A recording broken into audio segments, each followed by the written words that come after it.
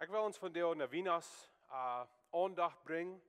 En je weet dat vielleicht al een klein beetje van mij, maar Wienachten en eerste hele deel is verder schwer voor mij. Om te zijn, wat kan ik van de predigt brengen? Voor 2000 jaar hebben we al Wienachten gehad, de meesten doen nog. En jeder Wienachten wordt aan hetzelfde thema gepredigt. En dat hield zich dan bald alle even rein. So van der is het al, waar we ons helpen denken, wat Wienachten meinen soll voor ons. Wat is Wienachten voor Christen? We anfangen met een gebed. Waar we wieder gaan, waar we anfangen met een gebed. Jesus Christus, ik bid God, dat u ons mij klare weergeven van jou, dat we kan in die Wienachten kijken en ons helpen wat we denken. Wo vrouw we zullen zijn voor dat geschenk wat u geschenkt hebt. Dus dat in onze wereld wat nu in de Weihnachtstiet niet vrouw zijn, niet vrede hebben en ook niet dankbaar zijn. Maar God, van jou, waar we terugkijken en naar ons leven van jou kijken en dit aannemen dat de Baste Norecht is gekomen. En dat is, dat ons Rader is hier en dat we kan eeuwig leven hebben door hem. We bidden dit in Jesus Sien Komen. Amen. Ik wil vandaag van Lucas kapitel 2, 28 reden. En deze geschichte, deze versen wat we vandaag worden doorgaan. So, eerst Lucas kapitel 1 redt van wo Johannes de Döper wie geboren. En dan kapitel 2 gaat het even aan wo Jezus geboren werd. En na Jezus zijn geboorte bewijst God zich naar de hoort wat door in de stap weer. Waar we dit lezen? Lucas kapitel 2, 28. In de jent werden daarna schoop hoort op een stap en de wolken even de herd. En plötzlich stond de Herr zijn engel verant. En God zijn herrlichheid merkt dort am en zodat dat een grote angst even kwam. Aber der Engel sagte der Herd, fürcht u nicht, horch. Ich bring junt eine grote Friedensnorecht, wozu sich alle Menschen freuen wollen. Junt ist diese Nacht in David seine Stadt in Heilant, der Heilant geboren, der Herr Christus. En uit te vingen of dat zo is, waar je door een kind vingen, dat in wingelen aangewikkeld is en in de krab ligt. Dan stonden bij den eine Engel plötzlich, een grote Schofengel, en loven Gott en zeiden, Lot Gott in hessen Himmel ihr kriegen, en de mensen op de eerd vrede. Die on die hij zijn gevallen heeft. En als de Engel war terug naar Himmel führen, zeiden de Hord einen zum anderen. Dan wel wie nu voorts naar Bethlehem gaan en het geschenk onger zeken, die de Herr ons heeft weten laten. En zij spouden zich, dat zij aankwamen en vingen Josef en Maria en doorto ook dat kind dat in de krab lag. En als zij dat kindje zijn hadden, vertelden zij allemaal wat en van dat kind weer gezegd worden. En alle die dat hielden, wonderen zich door Eva en de schoophoord en te vertellen had. Maria aber leidt zich jeder weer te hort gaan en doch door Eva no. De hoort gingen waren terug en loven en verherrlichten God voor alles wat zij gehoord en gezien hadden. En dat het krak zo gewaast weer, als het gezegd worden. So wat we willen van daar zijn, is, wat is de Goede Norecht? De engel kwamen naar de hoord en hij zeiden, van daar brengen we jent Goede Norecht. Eerst denk wat we geloven kan zijn van deze versen. En dit is het eerste Goede Norecht wat naar ons gekomen is. En dat is dat God dat zich openbaren naar jeder einem.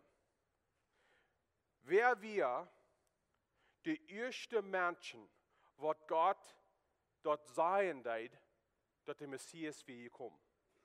Dass der Messias, der Christus, wie geboren. Wie dort ein Kjennich, wie dort Kirchenlehrer, wie dort Strafgelehrer, wer wie dort? Da wir ein Schop hat. Und dort ist für uns ein Bild, wo Gott ist gekommen und Jesus ist geschickt nur uns und dort ist für jeder einer. Schop hat in der Tiet, die wir Menschen kicken rauf ernst. Die wären die Arbeit haben, was keiner will. Da wären die, was wenig verdienen deuten. Da wären die Arme, da wären die Schwinche. Die, was, wir würden gern sein, nicht genug Schule hat gehabt, haben eine gute Arbeit kriegen. Und ich glaube, wir haben so eine Ansicht von der auch, von Menschen, was so eine Art Arbeit haben. Wir kicken rauf, die wollen rauf sein, dass Menschen wegen was von der Arbeit sie haben. So wie man das Schub hat. Und da wir so eine Menschen, so eine Personen, wo Gott sich erst offenbaren.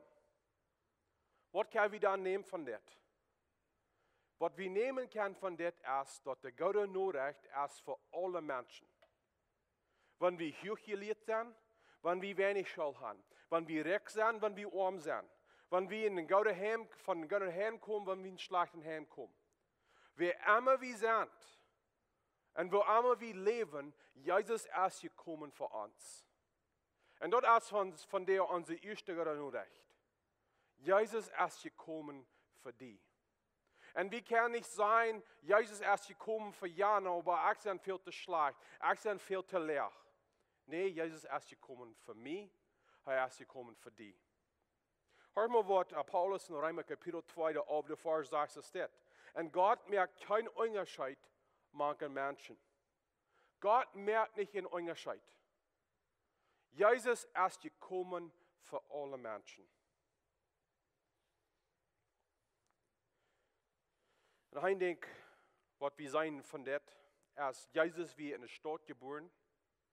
Und wo ging Gott erst an, um diese Norecht mitteilen.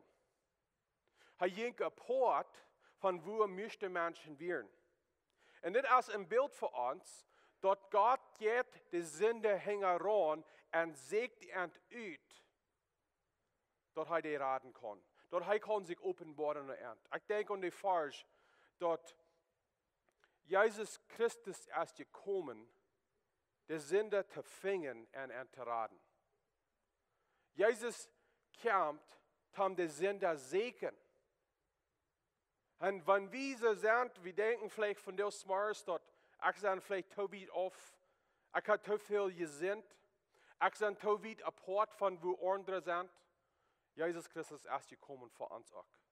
Er ist gekommen für die und er ist gekommen für mich.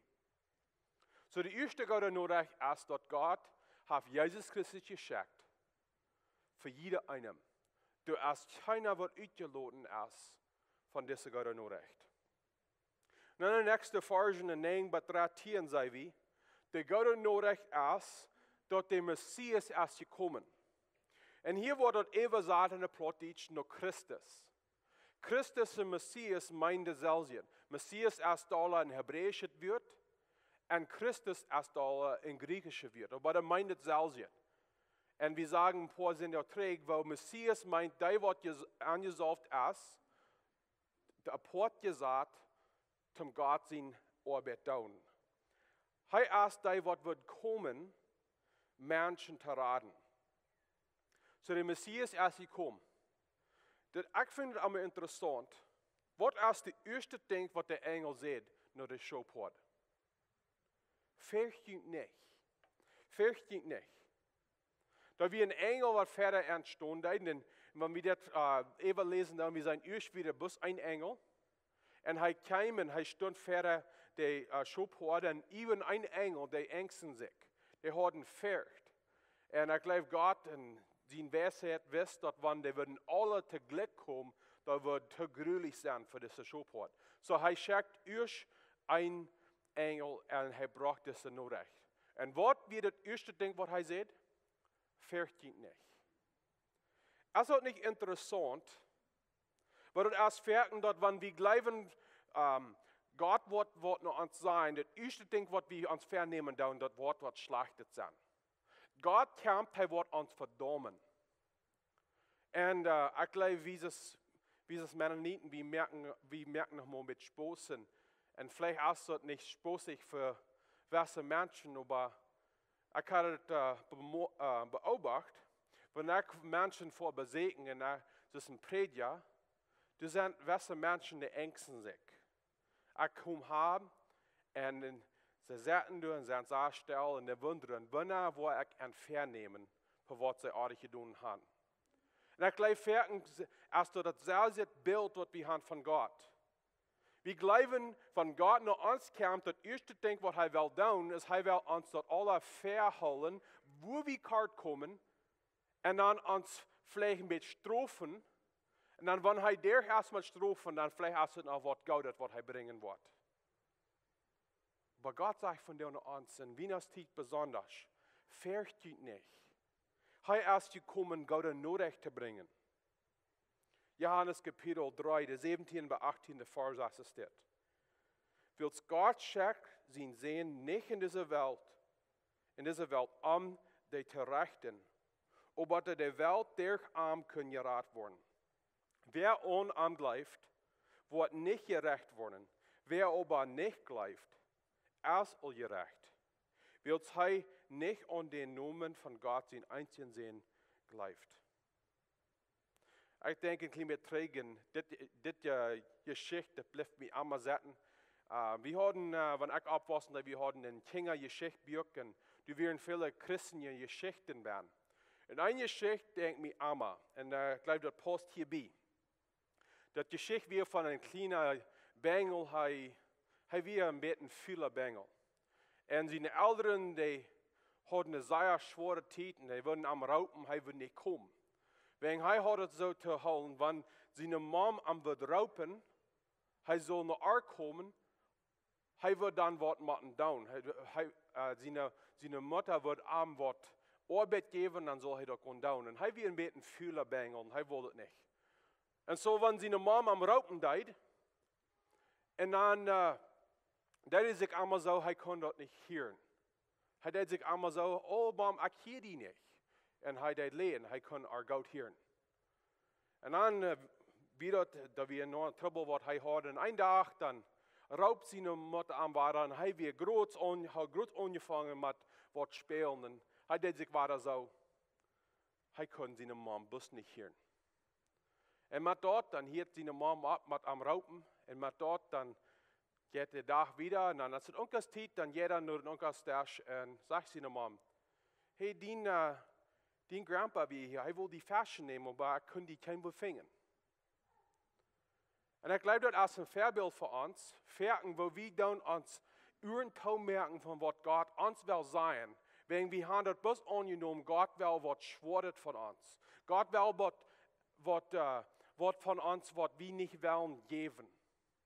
Aber kann das sein, wenn Gott uns Norecht will bringen, dass es Gott Norecht. Warum nehmen wir das bloß einmal an, dass wenn Gott was von uns will, und wenn er uns rauben wird, dass es bloß verschworet. Gott ist gekommen, Gott Norecht zu bringen. Und für mich, ich lege die Geschichte wegen mir jetzt schon fashion. Ich weiß nicht, was das verdient ist. Gott raubt dient. Kommt nur mir. Ich habe Gott Norecht für die. Und unser großer Norecht ist, Jesus Christus ist gekommen, uns Rader zu sein. Diese Gott Norecht, hör mal, wo er sagt, was von der Norecht dort ist. Er braucht 3 Hauptwörter. Er sagt, es ist ein Goude, Grote und Friedensnorecht. Goude, so dort, was Gott uns will sein, dort ist Gott, dort ist hauptlich, dort ist Grote, dort ist für alle Menschen und dort ist besonders Norecht. Dort ist nicht bloß das in ein Norecht, was wir jeder Tag mit bekannt sind. Wenn Jesus kam, das wird das erste Mal, was Jesus wie gekommen, das ist ein Mensch. dit weer de eerste Mal in aller History, wo Gott kam, als ein Mensch. In die wir geroute Norecht. En de wegen grote Norecht, wie wat hij gaat met deze Norecht. Hij bracht dort naar zona, wat de cultuur te zien zaten deed en te zien schuiven deed. So wat is dan de Friedensnorecht? Weet je, wie sollen ons freien? Nicht wegen wat Weihnachten ist, aber wegen wat Weihnachten ever ist. Was ich meine mit dort ist, wir sollen uns freuen, dass Jesus Christus erst gekommen. Ich weiß, das sind Kinder von dir, was de anderen sehr schlimmen tun, weil wir nicht zurückfahren. Ich weiß, meine Jungs, die würden viel lieber tun sein. Ich glaube, vielleicht sind ein paar von ihnen, was würden lieber tun sein mit jenen Großkinder und Kinder. Aber das Geschenk, was wir sind von der Taub, wir sind taub gekommen, das Geschenk, was wir alle gekriegt haben, wir dann wollen Gott loben dafür. Und das Geschenk, das passt nicht in den Weihnachtsbaum. Das ist ein großes Geschenk. Und wir werden das dann alle annehmen. So, was ist diese gute Norecht von Gott? Was hat Gott gekommen, oder was hat Jesus gekommen zu tun für uns? Lukas Kapitel 4, ein paar Kapitel wieder, sagt uns sehr klar, was Jesus kam zu tun. Was ist die gute Norecht von Jesus? Lukas Kapitel 4, 18 bis 19, der Vers sagt es steht. Den Herrn sein Jes ruht auf mich, wills hij heeft mij gewählt, de Arme dat Evangelium te predigen. Hij heeft mij geschickt, die met een gebroken het hart te heilen, en de vastgenomen te predigen dat zij vrij en los zijn. En de blinde dat zij zijn kennen, en die ongedrekt zijn, vrij te stellen. En te zijn, Gott zijn genodensjahr gekommen ist. Wat is deze Norecht voor ons? Is dat een schwere upload? Oder is dat zoals Jezus gezegd heeft? Dat is God zijn genodenjahr. Dat is God zijn genode wat gekommen is. Zullen we ons niet freuen over dit? Ik geloof een interessante ding wat we van dit voorargen in Kapitel 4 zijn doen. Dat God heeft Jezus Christus geschickt. Jezus is gekommen voor de armen. En ik geloof, dat redt niet bloß van geld. Dat redt niet bloß van die wat wenig geld hebben en een schwer leven hebben. Aber sondern wat vielleicht ohne alle Sorten sind. Dat als alle arm zijn, als alle in de weg waar we ons zelf zijn doen. Dat is interessant, wo die twee dingen verken topgebunden zijn. Menschen zijn zich zo arm en dan haben die ook wenig. Oder zijn mensen zichzelf ons arm, waar de wenig haben die veel. Dat is alle in ons waar we ons zelf zijn doen. En we zullen ons zelf arm zijn, jährlich ohne Jesus Christus. Aber wir sind reich, wenn wir Jesus Christus haben. Wie Jesus ist gekommen, der vastgenomen te predigen, dat zij vrij en los zijn. Ik weet niet wo je vastgenomen zijn. Vielleicht is het aan Plüderie, vielleicht is het aan Lehen, vielleicht is het aan Zupen. Wat allemaal je aan vast zijn. Wat allemaal je met kampen doen. Wat allemaal je feilen, je zijn nog niet vrij. Van der, wie als Tiet, de Gott nodig is gekomen, dat je vrij kan zijn. Je kan los zijn van de zin. Dat is niet durch ons ihnen schaffen. Dat is wanneer we ons aangeven en vertrouwen naar Gott zijn genade en zijn hulp, wo durch we vrij komen. Johannes Kapitel 8, 32, wat 34, de versen zegt es steht. Dan wordt je weten wat de waarheid is, en de waarheid wordt je vrij maken. En dan wieder sagt de Pharisäer zeggen dan, zij zeiden te hem, wie stammen van Abraham her en zijn niemals aan wem verskloofd je was. Wat kost u zijn, je zullen vrijgemaakt worden. Jezus zei te hen, ik zei jullie de waarheid, wer doorzündigt, is aan de zin verskloofd. So wat is dat van waar Jezus heeft ons vrijgemaakt, of wel ons vrijgemaakt? Dat is van de slaverij wat ons van zin kämpft. En dan zegt hij wieder, hij kämpft de onderdrukt, die wat onderdrukt zijn, vrij te stellen. So Gott hat Jesus Christus geschickt, um uns so zu sein, wenn wir hier bis ein Vorbild nehmen, ein Mensch, der ansetzen in Gefängnis, und dort ist was Sinn der in uns. Jesus Christus ist gekommen, der aufzumerken, und sei nu bist du Frieden. Dort ist was Wort, wenn Gott uns unsere Sünden vergeben hat. Er merkt der auf, von der Gefängnis und sagt, du bist nicht frei. Aber viele von uns sitzen noch in der Stube, wir sitzen wo wir ansetzen deuten, und wir sind festgebunden an viele Ketten. Jesus ist nicht bis gekommen, der aufzumerken, er ist gekommen, in die Stufen in die Ketten alle rauszubringen. Sinnhaft werden viel zu viel Kontrolle über uns. Und Jesus Christus ist gekommen, der aufzumerken und uns die Ketten aufzubrechen. Und dann war er in Lukas Kapitel 2 redet er, wo diese Radung ist auf für alle Menschen. Die 10. Vers in Lukas Kapitel 2 redet, wozu sich alle Menschen freien wollen. Das ist auf für alle Menschen. Und wenn wir diese Radung annehmen, dann, was soll in uns passieren? Wir sollen uns freuen. Wir sollen uns freuen, wegen was Gott getan hat für uns. So, wer ist Jesus? Und er braucht hier 3 Wörter von wer Jesus ist. Er ist ein Heiland, er ist ein Christus und er ist ein Herr. So, was meinen diese 3 Wörter? Jesus ist ein Heiland, er ist in Englisch sagen wir, er ist ein Savior. Er ist der, was uns raten wird, und wir brauchen erst das Vorbild, der, was ansetzen dort in Gefängnis sind, sinnhaft und festgenommen. Er ist der, was uns frei macht von dort. Er ist uns Radar, er ist uns Heiland.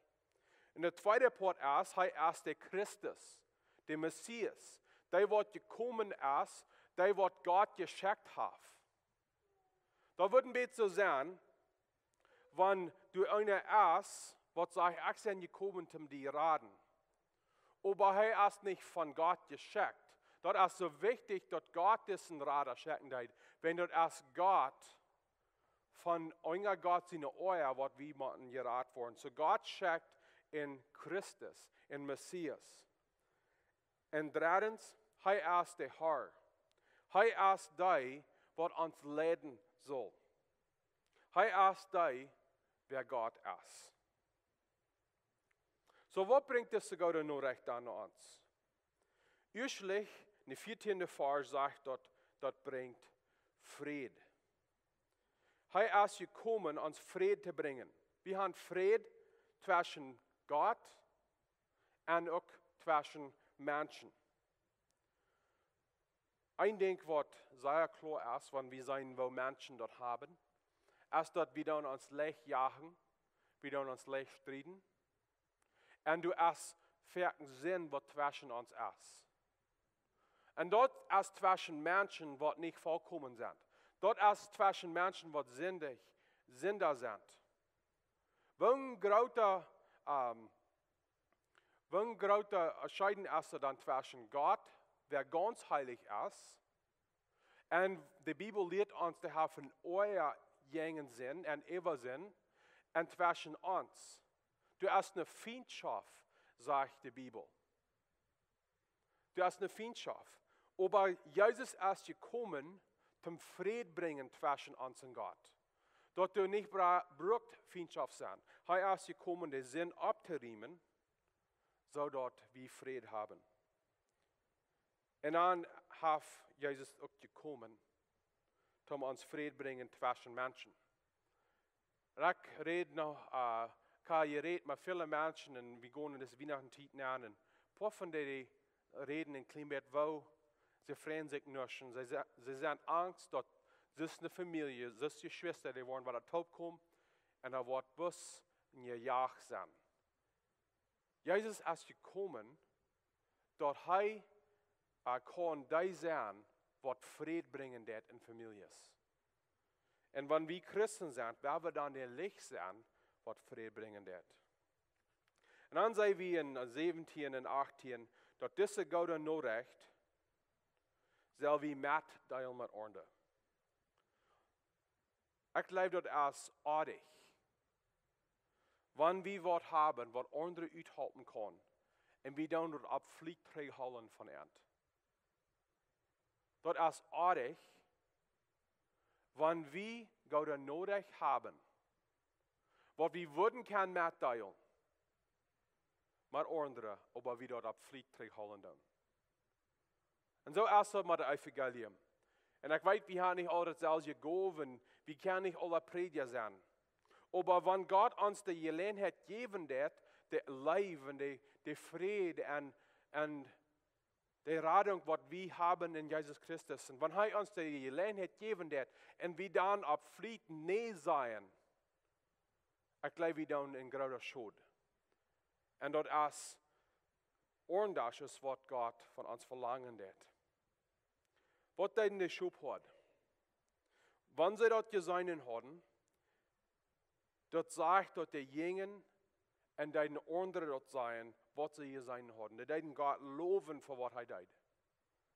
En de grootste teken wat we kunnen geven anderen, dat God werkelijk ons geraad heeft, is middelen wat hij ons raden deed.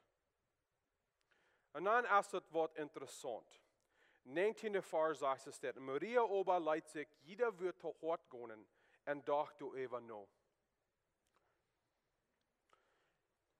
Hier is een vrouw waar ik geloof, we zullen ons niet te bozig even merken. En dat is, dat we dat verstaan,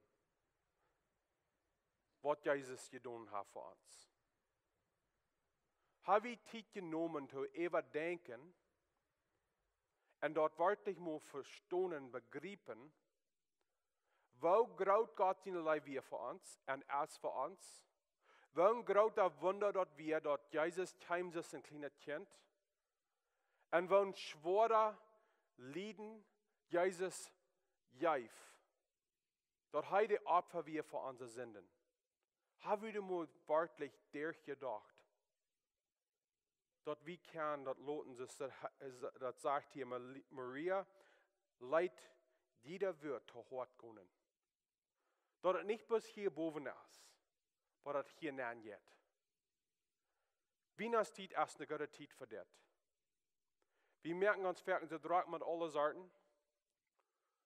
En we laten dat niemand werkelijk van hier gaan, maar hier gaan. De evangelium is waarom we ons vrijen doen, nu in Weihnachtstiet. Ja, de geschenken, dat is fijn.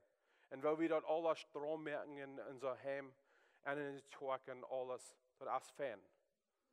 Maar wat is dat we ons werkelijk zelf druk met merken? En dat is jeder wird te hort laten gaan.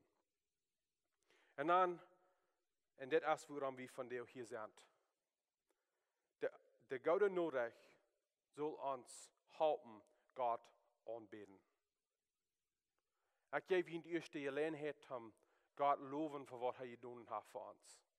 En wat hij persoonlijk in onze leven staat. We hebben dit Weihnachtstiet nemen om God aanbidden. Niet bloß dat we worden ons vrijen voor wat hij gedaan heeft voor ons. Maar we hebben God aanbidden. En dat is onze weg om dankbaar zijn naar God. Ons heeft het zo schijn geschenken geven naar kleine kinderen. Maar gleich wat ons sehr schmack laten deed, is van dat kleine kind zich zo sehr vrijen deed. En dan kann einer sein, dann geht dort zu hart, dann checkt einer ab und sagt Dankeschön. Du hast nichts, was keiner jetzt dort. Und dort ist eine Weg, was Gott auch von uns will. Das Geschenk, was er uns geben wird. Und wir kicken nur an, und wir freuen uns, und wir sagen Dankeschön. Dort ist Anbetung. Gott loben und am Danken für was er getan hat. Wer wird das Weihnachtstiet Gott anbeten? Wer wir schließen mit Gebeten, dann wollte ich diese Gruppen abhören. Gott im Himmel, das ist die erste Weihnachten. Da wir mal ein paar Schubhort auf den Stab. Und diese Engel kamen und sie sagten, wir bringen ihn Gott Norecht. Und diese Gott Norecht ist für alle Menschen. Und Gott, ich bete von dir, wenn es Weihnachten ist, dass wir wollen uns nicht merken, Leuten so drauf merken, dass wir wollen nicht Tiet nehmen, um die anbeten. Und lieber himmlischer Vater, wir beten für alle die, was in das Weihnachtstiet nicht vor der Tiet durchgehen. Doch du wirst auch gnädig sein mit Ernst. Und wir beten das in Jesus Sien Komen. Amen.